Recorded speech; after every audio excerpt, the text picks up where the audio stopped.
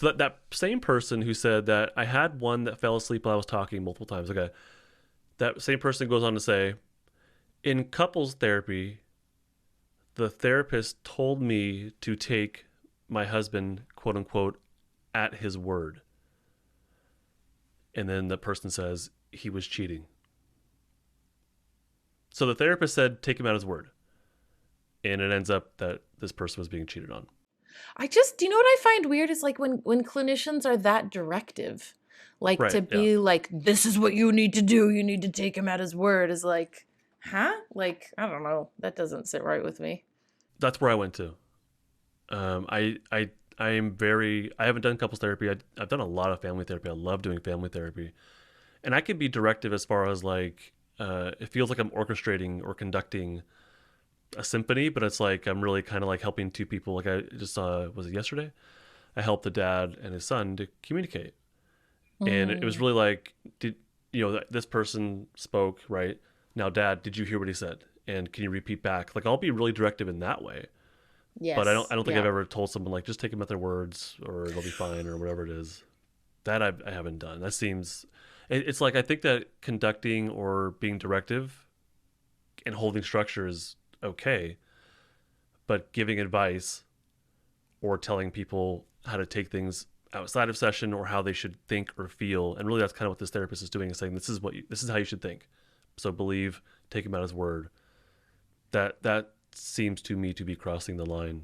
And also we get such a snapshot. Like Right. therapy is such a like tiny, tiny piece of the whole picture for people that it's never a good like sign, I think, if someone who sees you for an hour a week or once every 2 weeks, like there's 168 hours in a week, 336 in 2 weeks, right? So it's like, yeesh, this person who has this tiny little 1 hour of 168 and Yeah. they, nah, Yeah, to sort nah, of say like, yeah, just believe him or take him at his word, or yeah. that, yeah, like there's so much going on that we don't have knowledge of to be given that kind of advice, right?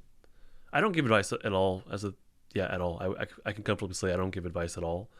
I can definitely go over options with clients and help them weigh pros and cons and look at, especially because they're so maybe stuck in like a defensive state, that no, there are more options here. Let's slow down and then come back and think about things. But I never say like this is how you should do things. Do this, do that. Yeah. I'll The encourage only way people it, to like go to school. I encourage them yeah. to Yeah. not commit Sure. crimes. Yeah. My students that I work with that are living a certain lifestyle, but Yeah. beyond that, I'm not giving a whole lot of advice.